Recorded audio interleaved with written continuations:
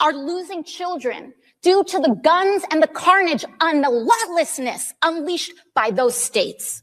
Not only is it not normal, it is internationally embarrassing and delegitimizing to the United States. Virtually every vehicle in the parking lot was a pickup truck, and almost every one had a rifle or a shotgun on the back glass and a pistol under the seat.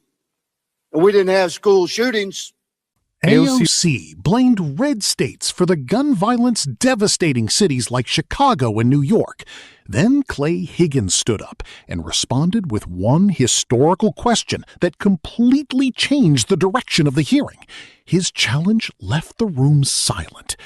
Higgins argued that America once had widespread gun ownership with far fewer restrictions than today, yet mass shootings were far less common. He asked a question that has fueled debate ever since. If guns were common then, what changed? Watch the full exchange and decide for yourself. Let's talk facts here. There was a lot of discussion about New York City. There is no discussion about gun violence in New York City without discussing the iron pipeline that is Florida, Georgia, South Carolina, North Carolina, Virginia, Pennsylvania, and honorary mention to Ohio, where 70% of likely illegal trafficked guns found in New York City come from. There's no discussion about gun violence in Chicago without talking about Indiana.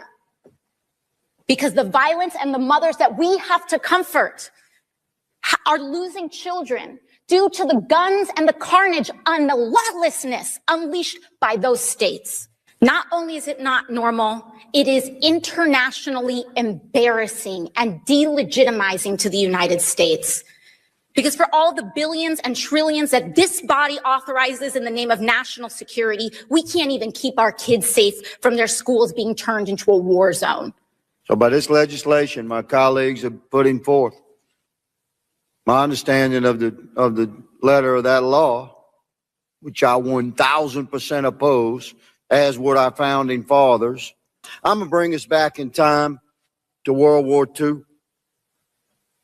America's population, 140 million. 15 million American men came home from World War II with deep scars and significant skills. They bore the invisible wounds of war. And there was weapons everywhere. We'll talk about mental challenge. My father was one of those men who was a Navy pilot in World War II. He came back from the war and built his family. I'm the seventh of his 8 children. I was born in 1961. We had guns everywhere. There was virtually no regulation. Any child in the 50s could buy a weapon from any seller if daddy sent them with the money. We didn't have mass shootings. It wasn't until 1968 in America that serial numbers were even required on weapons sold in this country. You order weapons through the Sears catalog by the mail. In the 70s, I attended a high school, large rural school. Virtually every vehicle in the parking lot was a pickup truck, and almost every one had a rifle or a shotgun on the back glass and a pistol under the seat. And we didn't have school shootings. 1979, I began college. One of the jobs I had to work my way through college was as a carpenter. We restored historical buildings. We had to determine in the process of that work what was the original cuts of these homes, residential homes built 75, 85, 100 years ago. You could tell by the saw cut if it was a mechanical cut, an electric cut, or a hand cut. By such observations, we knew exactly how that house was originally built. And to my amazement as a young man, beginning college in Louisiana, working, to my amazement, you know what I discovered, Madam Chair? You know what these houses did not have that were built 100 years ago in cities in America? You know what they did not have, Commissioner? Locks. Locks. Now I ask you all, what happened to that country, man? A country where homes were built in cities with no locks, A country where guns were everywhere and virtually not regulated at all. Where millions of Americans, 14 million Americans came back. It's 11% of the population at the time after World War II with incredible skills of war and weapons of war, as you called them, everywhere. But we didn't have mass shootings. And here we sit today where an entire once proud Democratic Party is presenting unbelievably unconstitutional AOC law. opened by arguing that gun violence in cities like New York and Chicago cannot be discussed without addressing firearms trafficked from other states.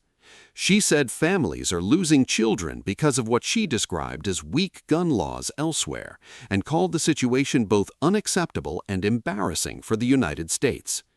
Then Congressman Clay Higgins took the floor.